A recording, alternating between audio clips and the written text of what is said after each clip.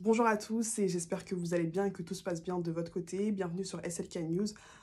Comme vous savez, il y a près de 3 mois, il y a eu un mouvement de contestation qui s'appelait #Rwanda is killing.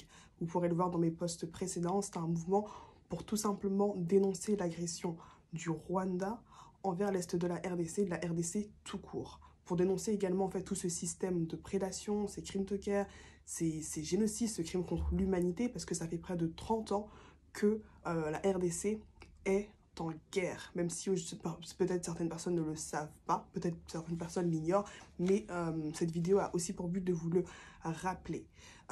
J'aimerais également revenir sur ce qui s'est passé récemment, c'est-à-dire que ça fait 100 jours que la ville de Bunagana est occupée. Et pour tout vous dire, il y a 3 mois, donc comme je disais, à Bunagana, il y a eu une intensification des affrontements entre l'armée congolaise et les rebelles du M23. Les rebelles du M23 qui sont soutenus par le Rwanda. Et depuis ces 3 mois-là, malheureusement, la ville de Bunagana a été en fait sous l'occupation de ces rebelles du M23 et l'armée congolaise a dû se retirer. Pourquoi la ville de Bunagana ? Tout simplement parce qu'il faut savoir que c'est une cité stratégique, un poste douanier important pour les recettes de la province et un lieu de passage stratégique pour les minerais. Et cette ville-là est située à la frontière en fait de l'Ouganda. Donc c'est pas une ville, comment je pourrais dire, anodine en fait, qui est passée sous le contrôle des rebelles du M23, donc qui sont soutenus par le Rwanda. Donc c'est vraiment pour ça aujourd'hui en fait qu'il y a plusieurs voix qui se lèvent pour dénoncer tout simplement en fait cette occupation là. Mais avant de revenir sur l'occupation, je voulais aussi préciser quelque chose, c'est que plusieurs sources affirment également que depuis plusieurs années, même depuis apparemment 1998, il y a des échanges qui se font en Chilling, Ougandais, à Bunagana, et des minerais de sang sont exploités de façon illicite. Ça, c'est une information qu'il ne faut certainement pas banaliser. Pour revenir également sur ce que je disais concernant la prise, en fait, l'occupation de Bunagana, il faut savoir qu'il y a 2 jours, les présidents Paul Kagame et les présidents Félix Tshisekedi, sous la médiation d'Emmanuel Macron, se sont rencontrés donc à New York lors de la 77e Assemblée des Nations Unies pour tout simplement en fait parvenir au retrait pour qu'il y ait des discussions, pour parvenir au retrait du M23 et de toutes les localités. Mais encore une fois, on n'a pas forcément après ces négociations, on n'a pas eu forcément un retour, je dirais, sur le terrain où on a vu que l'armée congolaise a mené des offensives ou non, ou qu'il y a eu un autre communiqué, si ce n'est que il y a eu un échange. Il y a eu un échange, des pourparlers encore une fois, pour parvenir en fait à un contexte de paix. Ce que j'aimerais également signaler concernant cette prise en fait de la ville de Bunagana, c'est qu'il y a des milliers de déplacés de guerre et nous n'avons pas forcément en fait de communiquer sur leur situation. On a parfois certains reportages ou certains communiqués peut-être d'associations et encore, il faut vraiment aller chercher les informations pour savoir en fait qu'est-ce qui se passe et comment vont ces déplacés. Mais on voit qu'ils sont dans des situations très précaires. Selon un rapport des Nations Unies, depuis novembre 2021, il y aurait près de 170 000 personnes déplacées. Et récemment, apparemment, à la frontière de l'Ouganda, 700 ménages ont été refoulés parce que l'Ouganda ne pouvait pas forcément les accueillir.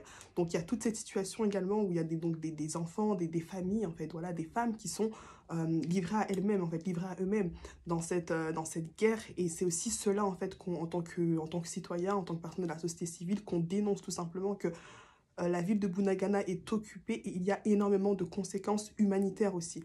Et plusieurs mouvements citoyens se sont rendus au Palais du Peuple à Kinshasa, ont allumé des bougies pour soutenir également donc ces populations-là, leur apporter leur solidarité, mais aussi témoigner de leur indignation. Parce que comme je viens de vous le dire, ça fait 102 jours que cette ville de Bunagana est aux mains de rebelles du M23 qui sont soutenus par le Rwanda. Donc face à cela, en fait, on se dit, mais qu'est-ce qu'on peut faire déjà, nous, en tant que société civile, si ce n'est que alerter, dénoncer et dire en fait tout simplement, encore une fois, qu'il faut que les dirigeants, les décideurs, le gouvernement puissent prendre vraiment les choses en main. Parce que 3 mois, on ne veut pas arriver à 6 mois, on ne veut pas arriver à 1 an sous occupation. Donc c'est vraiment en fait ceci un cri d'alerte, un appel, un cri d'alerte, un ras-le-bol en fait, une révolte pour annoncer, pour dénoncer, pour encore une fois nous indigner et dire qu'il faut que la ville de Bunagana soit en fait de nouveau sous le contrôle en fait du Congo en fait et de l'armée congolaise. Il faut vraiment qu'il puisse y avoir des choses qui sont mises en place. Pour finir aussi, peut-être que ce que je voulais ajouter, c'est qu'il y a une véritable hypocrisie en fait. Il y a une véritable hypocrisie parce que un rapport a aussi à dénoncer. Un rapport a dénoncé que oui, que l'armée rwandaise soutenait les M23, mais face à cela, il n'y a aucune sanction. Aujourd'hui, on entend également dans un article de Africa Intelligence qui dit que l'UE, donc l'Union européenne, apparemment a permis en fait un plan de soutien de 20 millions d'euros en faveur du Rwanda pour appuyer leur effort de guerre. Effort de guerre dans une sorte de lutte contre l'insurrection de militants liés à l'État islamique dans la province de Cabo Delgado au Mozambique. Et face à cela, on voit qu'il n'y a aucune, à l'Assemblée de l'ONU, personne, en fait, il n'y a pas eu de sanctions contre le Rwanda, il n'y a pas eu de sanctions ou de propos contre les rebelles du M23. Et après, il y a ce côté où d'un côté l'UE soutient le Rwanda, il y a vraiment une sorte quelque part en fait, d'hypocrisie. Donc c'est aussi ce qu'on dénonce et on espère vraiment qu'il pourra y avoir un réel changement et pour que la paix puisse en fait être installée au Congo. Merci à tous.